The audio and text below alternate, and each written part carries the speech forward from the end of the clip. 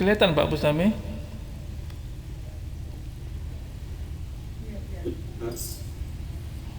Kelihatan ya? Jelas sekali. Sedang berada. Iya. Apakah diizinkan videonya saya close agar Ya, di close aja Pak Didi. Ini kebetulan internet kurang bagus ini. Ya. Baik, seni menata hati. Ya ya, seni menata hati di kala sakit. Nah, Bapak Ibu yang dasarnya adalah sebuah hadis dari Rasulullah SAW, ma yusibul muslima min nasabin wala wasabin wala hammin wala huznin wala azan wala ghammin hatta syaukati yushakuha illa kaffarallahu biha min khataya. Tidaklah seorang muslim ditimpa keletihan, penyakit, kesusahan, kesedihan, gangguan, ataupun kegundah gulanaan, bahkan duri yang menusuknya pun, melainkan Allah akan menghapuskan kesalahan-kesalahannya karenanya. Jadi Allah janjikan akan menghapuskan kesalahan-kesalahan karenanya, karena musibah-musibah ini. Tapi tentu ketentuan dan syarat berlaku, nggak semua orang. Nah, lihat Bapak Ibu yang muliakan, kalau kita sakit itu ada sebuah perjalanan panjang dari penyakit itu, ya, mulai dari ujung sini sampai ke ujung sini. Ya, itu bisa kita bagi tahap-tahapan ya Bapak Ibu. Yang pertama itulah ya sepenggal ini sebelum sakit ya. Ya tentu ini berarti ini sehat namanya, sebelum sakit adalah keadaan di mana kita masih sehat walafiat. Kemudian yang kedua, seseorang itu terpapar pada risiko, ya, terpapar pada risiko. Contohnya dia termakan katakanlah racun, atau kalau tidak yang lebih gampang lagi, orang itu badannya gemuk sekali, itu risiko. Atau kolesterolnya tinggi, itu risiko. Dia terpapar risiko, tapi dia belum jatuh sakit, dia nggak sakit. Maka kemudian ada satu fase setelah itu, ya, akhirnya dia sakit juga, tapi belum ada gejala. Nah, ini namanya masa inkubasi. Contohnya kalau kita terserang batuk pilek, ya, teman kita sebelah itu ada flu, maka kita dekat-dekat, maka sebenarnya kita sudah tertular flu itu, virusnya kita tertular, tapi belum masuk kepada kita sakit, karena butuh kira-kira 1 minggu atau 10 hari baru kita bisa virus itu bekerja dalam tubuh kita, membuat kita sakit. Nah, oke lah, masuklah kita pada tahap di mana kita sudah mulai merasakan sakit, ada gejala ini, gejala itu. Orang kencing manis itu kan sering kencing malam hari, orang tensi itu kepalanya sering sakit, orang asam urat itu kakinya sakit dan segala macam. Ini sakit ini kita bisa bedakan, ada sakit ringan. Nah, contohnya kayak begitu, sakit ringan itu batuk pilek, ya, demam, itu sakit ringan. Ada sakit yang berat. Sakit berat itu memang dia membutuhkan perawatan di rumah sakit, karena dia tidak mampu lagi, umpamanya makan sendiri, demamnya tinggi, dia muntah-muntah. Kalau tidak dirawat maka akan bisa berisiko berat. Itu namanya sakit yang berat. Kalau kita ambil contoh, umpamanya seorang gula darahnya sampai 500, badannya lemah sekali, ya, lemah sekali, matanya sudah kabur, kakinya sudah kebas, itu udah mulai masuk sakit berat. Sakit berat itu. Nah, di sakit berat ini kadang-kadang sudah ada komplikasi. Contohnya ginjalnya sudah mulai terpengaruh, ya. Nah, itu sakit berat. Sakit berat ya karena gara-gara sakit gula, ginjalnya juga ikut sakit. Sakit berat itu. Atau umpamanya dia stroke kemudian lumpuh sebelah, itu termasuk sakit berat itu. Ya. Ada satu kondisi lagi yang sakit terminal. Nah, sakit terminal ini sakit yang memang sudah tidak bisa kembali lagi, susah untuk kembali lagi. Sakit terminal, contohnya orang tadi kan sakit gula ginjalnya mulai terlibat, Ya, sampai pada suatu saat bahwa ginjalnya tidak bisa berfungsi lagi, maka dia harus cuci darah. Nah, cuci darah itu bagi ginjal itu boleh dikatakan terminal karena nggak bisa balik lagi dia udah itu. Nah, itu. Jadi sakit terminal adalah sakit yang memang sudah akhir-akhir daripada final ini, hampir final ini. Ya, sangat berat sekali. Dan kemudian terakhir sakratul maut, masuk dia kepada ujung daripada kehidupannya atau di pintu gerbang kematian, itu sakratul maut. Masing-masing periode ini saya akan coba nanti lihat bagaimana sikap kita terhadap itu. Baik. Kelihatan sih?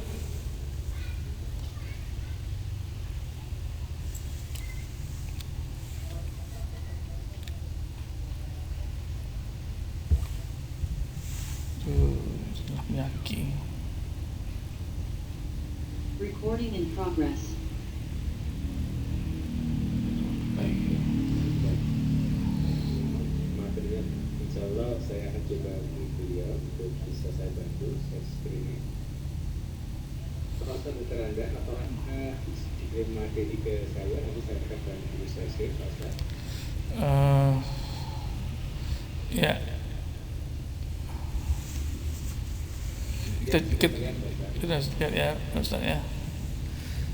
Jadi ini masa-masanya. Kemudian kalau kita sudah terpapar risiko, artinya kita tahu kita sudah salah. Maka kita pertama minta ampun kepada Allah atas risiko yang sudah kita ambil. Contohnya kita terlalu banyak makan makanan yang tidak sehat, itu risiko. Maka di samping minta ampun atas kelalaian kita juga berharap berdoa kepada Allah semoga risiko itu tidak membawa dampak. Ini doa tetap kita lakukan di situ. Kemudian pada masa inkubasi, nah justru disinilah sebenarnya titik, kalau saya boleh katakan ya, Allah itu melihat kita, ini orang akan benar-benar dijatuhkan sakitkah atau orang ini tidak sampai sakit. Nah, disinilah masanya. Ya. Ada orang yang kadang-kadang sudah terpapar dia, tapi nggak sampai jatuh sakit. Ada orang yang terpapar juga, tapi jatuh dia sakit. Apa yang membedakannya? Kalau batin saya mengatakan yang membedakannya adalah Allah menyelamatkan orang ini atau Allah menguji orang ini dengan jatuh sakit. Nah, masuklah dia dalam sakit ringan. Di sakit ringannya juga demikian. Kemudian akan berlanjut dia jadi sakit berat. Ya. Dan saya cerita tentang orang-orang saleh yang sakit. Dahulu ada namanya Ummu Zafar. Ummu Zafar itu seorang wanita. Jadi dia itu terkena penyakit ayan. Berapa kali dia atau sering kali dia kumat ayannya, kejang-kejang, tak sadar. Nah, ketika dia tidak sadar tersebut, kadang-kadang tersingkap auratnya. Maka dia minta kepada Rasulullah, ya Rasulullah, doakanlah aku agar aku tidak ayan lagi, doakanlah aku tidak epilepsi lagi, sembuh aku. Apa kata Rasulullah? Jika engkau mau, ya, bersabarlah, maka kalau kamu bersabar itu bagimu surga. Dan jika engkau mau juga, akan aku doakan kepada Allah agar menyembuhkanmu. Artinya Rasulullah mengatakan mau pilih surga atau mau pilih sembuh. Akhirnya Ummu Zafar, ya saya memilih surga aja lah ya Rasulullah. Maka dia pergi dia. Artinya di sini kita melihat bahwa Nabi Ayub kita tahu itu sekian lama, belasan tahun dia menderita sakit. Kita tahu semua ceritanya. Dia telah kehilangan harta, kehilangan anak, istri, ya, meninggalkannya karena jijik terhadapnya. Tapi beliau tidak pernah mengeluh dan tetap bersyukur kondisi sakitnya. Kita tahu doa Nabi Ayub itu sangat bagus sekali, sangat indah sekali. Apa kata Nabi Ayub? Ya Tuhanku, sesungguhnya aku telah ditimpa penyakit dan Engkau adalah yang maha penyayang di antara semua penyayang. Dia tidak ada maksa-maksa minta sembuh. Dia hanya mengatakan engkaulah yang maha penyayang di antara semua penyayang. Rabbi inni massaniyad durru wa anta arhamur rahimin. Ini doa Nabi Yusuf. Dan dengan doa ini Allah kemudian menyembuhkannya. Ada satu sahabat Rasulullah, itu Imran bin Husain. Imran bin Husain ini lama sekali dia sakit, terbaring tidur, sampai mengatakan 30 tahun dia terbaring tidur. Apa yang dia katakan?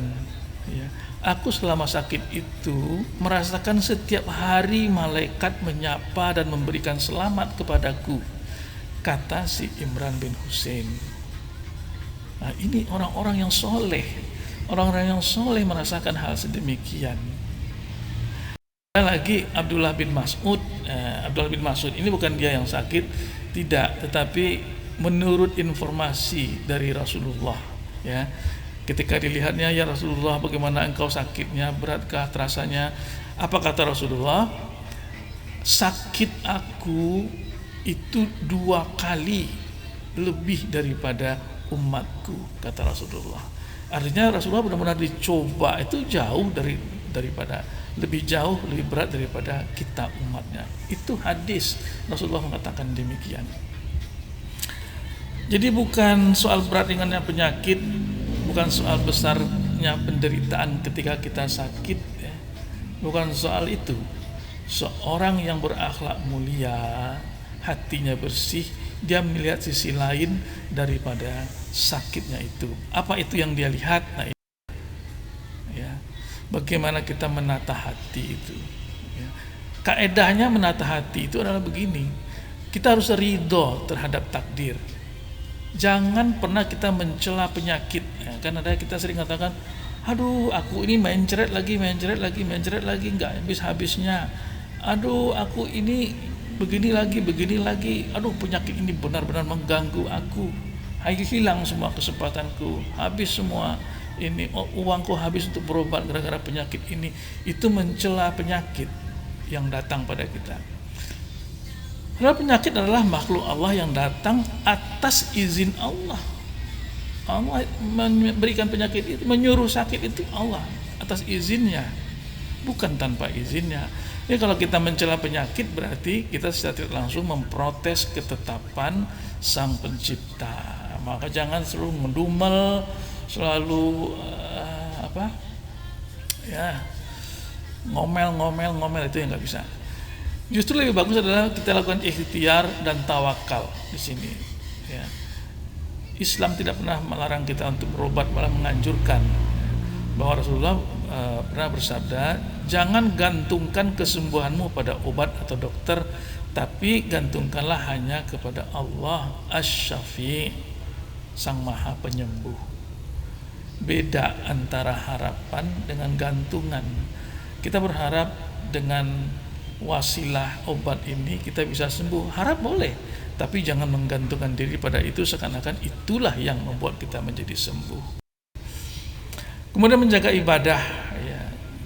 Jangan kita beralasan, jadikan sakit sebagai alasan untuk meninggalkan sholat, ibadah yang lain. Nah, ini kalau kita meninggalkan ibadah karena sakit, itu udah terbalik itu, kita udah benar-benar kebalik itu. Justru Allah menguji kita malah lari dari Allah. Berprasangka baik kepada Allah. Ini yakini bahwa di balik setiap rasa perih yang kita rasakan, Allah sedang menyiapkan skenario yang indah, yaitu berupa apa? Ampunan dosa atau pemberian pahala yang tanpa batas. Ini skenario-nya. Kita harus berbaik sangka aja. Rasa sakit bukan sebagai sebuah kutukan. Ada orang yang menganggap kutukan itu, ya mungkin saya udah banyak dosa maka saya dikutuk oleh Allah. Enggak, melainkan sebagai bentuk kasih sayang Sang Khalik. Karena Allah menegur kita, menyapa kita. Kita yang selama ini lupa disapa oleh Allah itu melalui penyakit. Ya ayyuhalladzina amanu ista'inu bis-sabri was-shalah innallaha ma'as-sabirin. Maka untuk itu jalan keluarnya adalah tetaplah bersabar, ya, dan senantiasalah sholat, karena memohon pertolongan itu dua, dengan sabar dan sholat. Sungguh Allah beserta orang-orang yang sabar. Kalau kita sabar, berarti Allah bersama kita. Kalau kita tidak sabar, mengomel-ngomel, mencaci maki, menyalahkan sana sini, nyalahkan dokter, nyalahkan perawat, nyalahkan rumah sakit, nyalahkan siapa-siapa, itu kita nggak sabar, dan Allah yang jauh dari kita. Kemudian fisik yang tunduk. Sebenarnya secara rohani seorang kekasih Allah itu tetap sehat sebenarnya. Yang sakit itu fisiknya, ya. Fisiknya itu selalu mengikuti hukum alam. Kalau dia kurang menjaga kesehatan, ya jatuhlah dia sakit. Orang yang suka makan yang manis-manis, jatuhlah nanti belakang hari dia sakit gula. Orang yang suka marah-marah, jatuhlah dari darah tinggi. Itu hukum alam. Hukum alam. Kemudian setiap rasa sakit itu, bahkan sekecil tusukan duri pun merupakan penggugur dosa bagi kita. Ini sudah kita pahami semua. Jadi bagi bapak-bapak, ibu-ibu yang sudah mulai uzur ini, ya, yang berlangganan setiap saat ke rumah sakit, jalani saja, karena kita sedang membuang-buang dosa kita di tengah jalan perjalanan kita menuju rumah sakit itu. Ya. Kita sedang meninggalkan semua dosa-dosa kita. Ya, sehingga sabar itu perlu. Sabar itu artinya kita tidak mengeluh berlebihan, ya. Itu sabar. Tahan, kita bisa bertahan, itu sabar. Ridho apa? Ridho itu kita menerima takdir kita disakitkan oleh Allah. Ini beda antara sabar dengan ridho. Husnuzon, baik sangka kita kepada Allah bahwa pasti ada maunya Allah di balik ini. Dan tapi tetap berharap, ya, tidak putus asa dalam mencari pengobatan.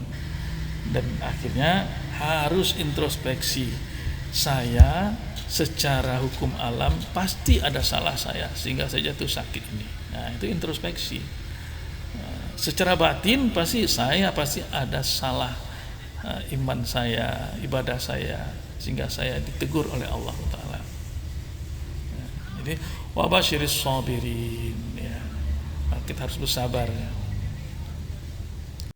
Kemudian para ulama seperti Imam An-Nawawi itu menjelaskan bahwa kalau kita mengeluh tentang sakit kita sebatas memberi informasikan bahwa aku sakit dan aduh, nah itu enggak apa-apa, enggak masalah.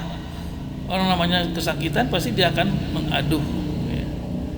Atau melaporkan, oh ini saya, kepala saya berdenyut, oh ini itu, melaporkan itu tidak masalah, tidak dilarang. Karena dokter tahunya bahwa orang itu perkembangan sakitnya melalui keluhannya, kan selalu ditanya itu, ibu gimana perkembangannya, masih terasa sakit enggak? Ya kita harus sampaikan itu keluhannya. Tetapi yang tidak boleh itu adalah protes, seolah-olah kita tidak terima ketetapan Allah ini. Kita tidak terima, saya sakit, orang saya nggak ngapa-ngapain kok, makan saya bagus-bagus, diet saya rapi begini, kok saya yang jatuh sakit sementara si Anu itu gini nggak sakit. Ini sudah mulai salah itu kalau udah begitu kalimatnya, karena kita protes kita. Ini satu doa, ya, dari Rasulullah SAW untuk diri kita sendiri dan orang lain. Rasulullah itu kalau untuk dirinya dia sering mengatakan begini, Allahumma rabban nas azhibil ba'sa fi antas syafi' la shifaa illa shifauka shifaan la yughadiru saqama. Artinya, ya Allah, Tuhan seluruh manusia, hilangkanlah penyakit ini, sembuhkanlah, Engkaulah yang maha penyembuh, tidak ada kesembuhan selain kesembuhanmu, kesembuhan yang tidak meninggalkan rasa sakit sedikit pun. Doa inilah yang dianjurkan baik untuk diri kita maupun untuk orang lain ketika kita berziarah atau kita datang menjenguk orang sakit, ya. Aku selalu ada polemik tuh di KPM, dibahas, ya. Gimana kalau semoga aja, semoga kamu sembuh ya, boleh, nggak ada masalah. Semoga itu juga sebuah doa, tetapi Rasulullah mengajarkan yang begini, yang bagus. Maka tentu kalau kita pilih mana yang bagus, ya yang inilah, ini yang diajarkan oleh Rasulullah. Jangan mengatakan kalau gitu semoga nggak boleh, nggak apa-apa, nggak boleh aja semoga. La ba'sa tahur insya Allah. Nah ini biasanya kita kalau ada berita orang yang sakit atau kita apa, ya kita beri semangat dia dengan kata-kata ini. Tidak apa-apa, jangan sedih, semoga sakitmu ini menjadi pembersih dosa dengan izin Allah. Bapak Ibu yang saya muliakan, saya ingin tegaskan begini. Beda antara berdoa dengan mengirim doa. Lagi saya ulangi ya kalimatnya, berbeda antara berdoa dengan mengirim doa. Bapak Ibu ngirim di chattingannya si Anu sakit, maka Bapak Ibu kirim ini kalimat doa. Itu namanya mengirim doa, bukan berdoa. Belum selesai itu urusannya kalau Ibu chattingnya kirimkan itu. Ada orang meninggal, innalillahi wa inna ilaihi raji'un, tapi lewat chatting begitu, itu baru ngirim. Belum tentu yang dikirim itu dia baca. Belum tentu yang dia kirim itu dia dengan hatinya membaca. Kadang-kadang dia kesal dengan orang itu, musuhnya atau rivalnya, dikirimnya juga doa itu, tapi hatinya tidak. Ya itu orang bukan berdoa, dia tidak berdoa. Beda ya. Jadi hindari gunakan kata-kata mari kita kirimkan doa. Tidak usah kirimkan doa, mari kita berdoa. Dah, titik, selesai. Dengan berdoa itu maka kelarlah. Jangan kirim ya. Kita berdoa itu. Nah itu saya pesan saya. Karena beda pengertiannya, ngirim dengan kita langsung yang berdoa. Kemudian ketika kita harus ada motivasi pada diri kita sendiri ya, yang sedang sakit ya.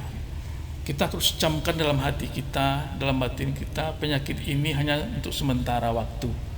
Gak akan abadi sakit ini. Insya Allah aku akan melewatinya dengan lebih kuat dan lebih baik. Ini suatu motivasi diri, menguatkan semangat. Insya Allah saya akan keluar dari ini.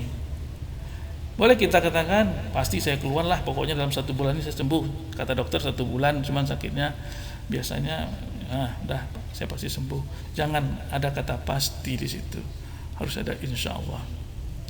Kalau Allah izinkan, kalau enggak ya enggak. Banyak hal yang harus aku lakukan. Ini yang mencamkan diri kita ya. Aku tidak boleh larut dengan sakit ini, membuatku jatuh. Orang yang larut dengan pikiran negatifnya ketika sakit benar-benar membuat sakitnya semakin larut, semakin jatuh dia. Aku harus berpikiran positif dan baik sangka pada semua orang. Sakit kita itu bukan gara-gara orang lain, bukan gara-gara apa. Enggak, itu yang perlu kita bersihkan hati kita dulu. Maka harus berpikir positif dan baik sangka pada semua orang, apalagi kepada Allah tentunya. Aku akan tetap kuat dan penuh harapan. Nah, ini kita yakinkan diri kita. Di dalam ilmu kedokteran itu jelas dikatakan, seseorang yang berpikiran positif, punya semangat yang kuat untuk sembuh, maka persentase kemungkinan dia sembuh itu akan besar ketimbang orang yang tidak merasa punya harapan. Kita katakan, aku beruntung sekali memiliki orang-orang yang aku sayangi dan memperhatikan aku di masa-masa sulit ini. Kenapa tidak kita lihat betapa banyaknya orang-orang yang memperhatikan kita, membantu kita, menyayangi kita? Kenapa bukan itu yang kita lihat? Kenapa yang kita justru yang ada dalam otak kita itu ini gara-gara Syanu, ini gara-gara Syanu? Enggak. Para orang lain turut membantu kita, menyayangi kita. Itunya yang dilihat. Jadi daripada banyak mengeluh, lebih baik aku sibukkan diri dengan berdoa. Aku akan bangkit dan aktif kembali. Insya Allah aku akan cepat sembuh. Nah, ini motivasi kita. Daripada aku banyak-banyak ceritalah, ngomong, ngeluh-ngeluh sana ngeluh sini, mendingan aku berdoa. Ini sebuah keputusan yang sangat bagus sekali. Hasil daripada kita mengelola hati di kala sakit ini adalah ya, ada beberapa kondisi yang akan kita peroleh. Pertama, jelas sakit itu akan menebus kesalahan kita ya.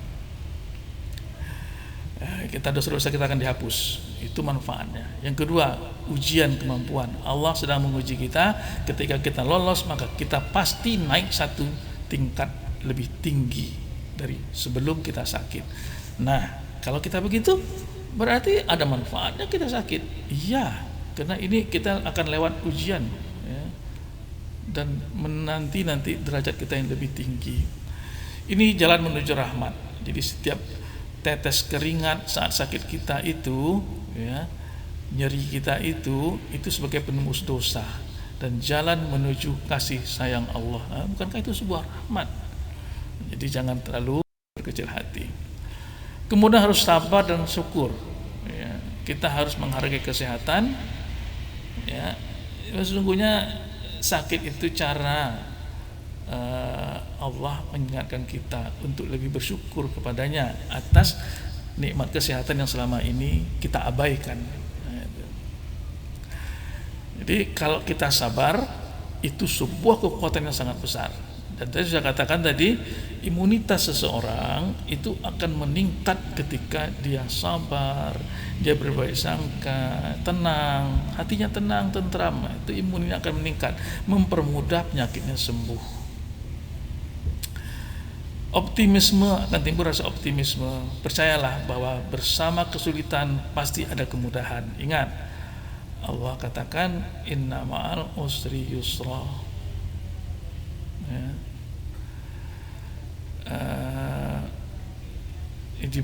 Bukan dibalik ya, bersama kesulitan itu ada kemudahan.